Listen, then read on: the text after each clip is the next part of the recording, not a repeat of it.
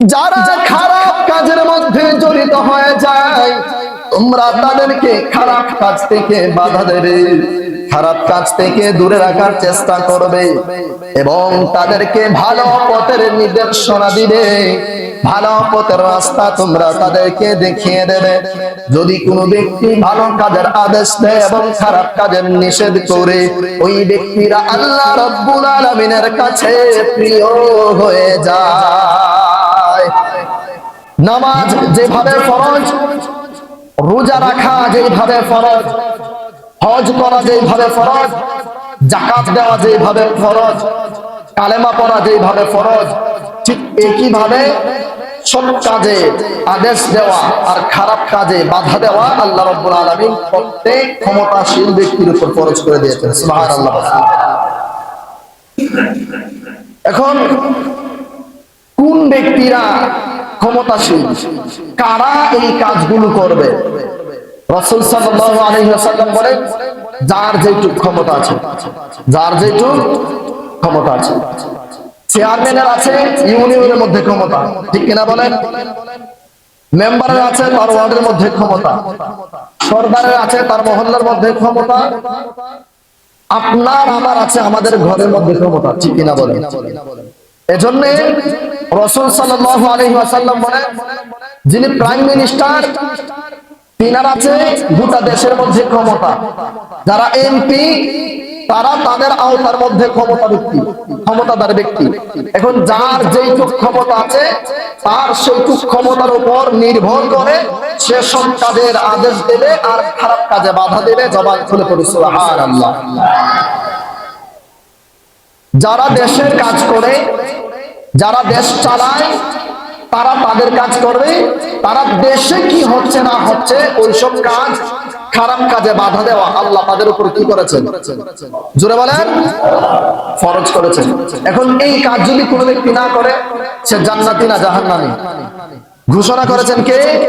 জোরে বলেন কে? আল্লাহ। এবার যারা চেয়ারম্যান এবং যারা মেম্বার, তারা তাদের ওয়ার্ডের ভিতরে, তাদের ইউনিয়নের ভেতরে যদি কেউ খারাপ কাজ করে তাদেরকে বাধা দেওয়া এবং সৎ কাজে আদেশ দেওয়া, এটা তাদের উপরে আল্লাহ ফরজ করে দিয়েছেন। যদি তারা এই কাজটা না করে তাহলে তাদের উপরে আল্লাহ রাব্বুল আলামিন তাদের জন্য জান্নাত রেখেছেন না জাহান্নাম রেখেছেন? জাহান্নাম রেখেছেন। কারণ কোন ব্যক্তি যদি ফরজ ত্যাগ করে, ফরজ ত্যাগ করা হচ্ছে সরাসরি কবিরা গুনাহ। কি বলেন? কবিরা গুনাহ। আর কবিরা গুনাহ যদি কেউ করে, ওই ব্যক্তি তাওবা না করা পর্যন্ত আল্লাহ রাব্বুল আলামিন তার গুনাহ মাফ করবেন না। জবান খুলে পড়ি নাউযুবিল্লাহ। জোরে বলেন নাউযুবিল্লাহ। এবার আসুন, যারা আমরা সাধারণ মানুষ রয়েছে, যারা সাধারণ মানুষ রয়েছে তিনারা কিভাবে খারাপ কাজের নিষেধ করবেন এবং ভালো কাজের আদেশ দিবেন? আপনি আপনার ঘরে, আপনার বিবি বাজারে যায়, আপনার বিবি অশ্লীল পোশাক পরে চলাফেরা করে, আপনার ছোট বোন অশ্লীল পোশাক পরে চলাফেরা করে, বেপরদায় চলাফেরা করে। এখন তাদেরকে এটা থেকে বাধা দেওয়া আল্লাহ আপনার উপরে কি করেছেন? জোরে বলেন, ফরজ করে দিয়েছেন। এখন এই কাজ যদি আপনি না করেন, আপনি যদি বলেন আমার আদরের মেয়ে, আমার আদরের একটি মাত্র লক্ষ্মী বউ, আমার আদরের মেয়ে, আমার আদরের সংসার, আমি যদি এখন তাদের কাজে বাধা দেই তাহলে তো তারা আমার প্রতি নারাজ থাকবে, আর ওয়াইফকে বাধা দিলে তো ওয়াইফ চলে যাবে, তাহলে দেওয়ার দরকারই নেই। এখন যদি আপনি এই কাজ করেন, বাধা না দেন, তাহলে বিচারের কাজ করায় আপনাকে কিয়ামতের কঠিন ময়দানে দাঁড় করাবেন কে? জোরে বলেন কে? আল্লাহ। মুআজ্জিজ মুকাররম, আল্লাহ রাব্বুল আলামিন এই প্রসঙ্গে পবিত্র কোরআনুল কারীমে বলেন, বিসমিল্লাহির রহমানির রহিম, কুনতুম খায়রা উম্মাতিন উখরিজাত লিন-নাসি তা'মুরুনা বিল মা'রুফ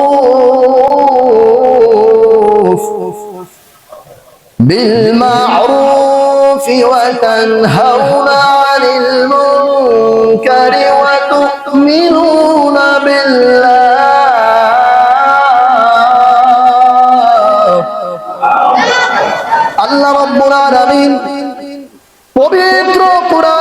কারিমে ঘোষণা করেন, আল্লাহ রাব্বুল আলামিন ঘোষণা করেন, তোমরা হইলে উম্মতে মুহাম্মাদের মধ্যে সর্বশ্রেষ্ঠ উম্মত। সুবহানাল্লাহ।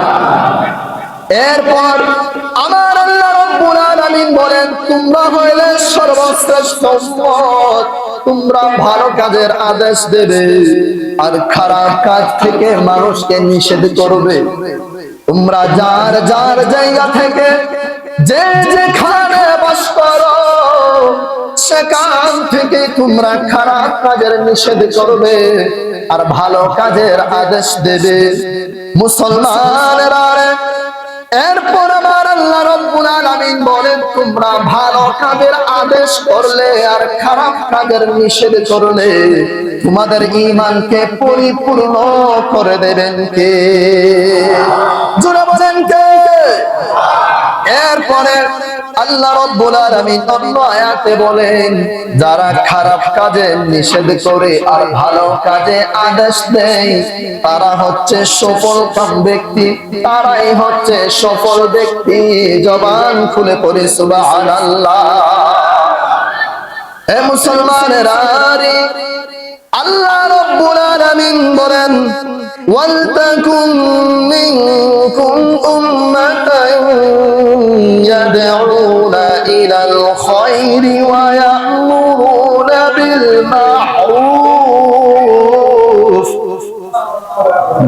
মা'রুফ ওয়া ইয়ানহাউনা আনিল মুনকারি ওয়া উলাইকা হুমুল মুফলিহুন। জোরে বলো আল্লাহু আকবার। আল্লাহ রাব্বুল আলামিন এরপরে আরো একখানা আয়াতে কারিমায় বলেন, আমার আল্লাহ রাব্বুল আলামিন বলেন, তোমাদের মধ্যে এমন কিছু লোক থাকা দরকার, তাদেরকে উদ্দেশ্য করে বলা হয়েছে। আল্লাহ রাব্বুল আলামিন ডাক দিয়া কয়, ও বান্দা, ও বান্দা, ও বান্দারা রে, তোমাদের মধ্যে এমন মনোভাব থাকা দরকার, এমন মনোভাব থাকা উচিত তারা সৎ কাজের আদেশ দেবে এবং অসৎ কাজের নিষেধ করবে। আল্লাহ রাব্বুল আলামিন তোমাদেরকে এই কারণে দুনিয়ার জমিনে পাঠিয়েছেন। ও বান্দা, ও বান্দা, জেনে নাও, যারা আল্লাহ রাব্বুল আলামিনের এই হুকুম মেনে চলবে, যারা আল্লাহ রাব্বুল আলামিনের এই আইনকে নিজেদের মাঝে সম্পাদন করবে, তারাই হচ্ছে সফল ব্যক্তি। জবান খুলে পড়ে সুবহানাল্লাহ। এ মুসলমানেরা, যদি কোন ব্যক্তির উপর যেটুক সাধ্য রয়েছে, যেটুক সামর্থ্য রয়েছে, যদি ওই ব্যক্তি তার সাধ্য সামর্থ্য অনুযায়ী ভালো কাজের আদেশ না দেয়, ভালো কাজের আদেশ না দেয়, দাওয়াত না দেয়, তাহলে ওই ব্যক্তির জন্য আল্লাহ রাব্বুল আলামিন কঠিন আযাবের কথা বলেছেন। শুধু তাই নয়, আল্লাহ রাব্বুল আলামিন বলেন, যদি তারা ভালো কাজের আদেশ না দিতে পারে তাহলে যেন তারা খারাপ কাজের নিষেধ দেয়। জবান খুলে পড়ে সুবহানাল্লাহ। এ মুসলমানেরা, আল্লাহ রাব্বুল আলামিন বলে, একজন মুমিন অন্য মুমিনের ভাই, একজন মুমিন অন্য মুমিন নরনারীর ভাই। অতএব একজন যদি ভুল করে তার ভুলকে শুধরে দেওয়ার মতো জ্ঞান আল্লাহ অন্য কাউকে দিয়েছেন, ঠিক কিনা বলেন? আল্লাহ রাব্বুল আলামিন বলেন, তাদেরকে আল্লাহ রাব্বুল আলামিন ওই রকম জ্ঞান দিয়েছেন, ওই রকম মেধা দিয়েছেন। যারা খারাপ কাজের মধ্যে জড়িত হয়ে যায়, তোমরা তাদেরকে খারাপ কাজ থেকে বাধা দেবে, খারাপ কাজ থেকে দূরে রাখার চেষ্টা করবে এবং তাদেরকে ভালো পথের নির্দেশনা দিবে, ভালো পথের রাস্তা তোমরা তাদেরকে দেখিয়ে দেবে। মুসলমানেরা, হযরত আলী রাদিয়াল্লাহু তাআলা আনহু বলেন, দুনিয়ার জমিনের সর্বশ্রেষ্ঠ কাজ হচ্ছে ভালো কাজের আদেশ দেওয়া এবং খারাপ কাজের নিষেধ করা। যদি কোনো ব্যক্তি ভালো কাজের আদেশ দেয় এবং খারাপ কাজের নিষেধ করে, ওই ব্যক্তিরা আল্লাহ রাব্বুল আলামিনের কাছে প্রিয় হয়ে যায়। এখন আমরা চাই কি চাই না আল্লাহর কাছে প্রিয় হওয়া? কে কে চান হাত তোলেন। আল্লাহু আকবার বলেন, জোরে বলেন আল্লাহু আকবার। আল্লাহ রাব্বুল আলামিন আপনাদের এই ইশারা দেখেছেন কি দেখেন নাই? এখন আল্লাহ রাব্বুল আলামিন বলবে, ও বান্দা, আল্লাহ ফেরেশতাদেরকে ডাক দেয়া বলবে, ও ফেরেশতারা তাকিয়ে দেখো দেখো দেখো, রমজান বেগ বাইতুস সালাম যাবে মসজিদে বসে আমার উম্মতেরা আমি আল্লাহর প্রিয় হওয়ার জন্য হাত উঠিয়ে সাক্ষ্য প্রমাণ করেছে। ফেরেশতারা তোমরা সাক্ষী থাকিও, আমার বান্দারা যদি সেই অনুযায়ী কাজ করে তাহলে আমি আল্লাহ আমার বান্দাদেরকে প্রিয় করে নেব। এবার যারা আল্লাহর প্রিয় হয়ে যায় তাদের কোনো ভয় আছে? মরণের ভয় আছে, কবরের ভয় আছে, হাসরের ভয় আছে, ফুলসিরাতের ভয় আছে। কারণ যারা আল্লাহর প্রিয় হয়ে যায় তারা ইন্তেকালের পর তাদের কবরকে আল্লাহ রাব্বুল আলামিন জান্নাত বানিয়ে দেবে।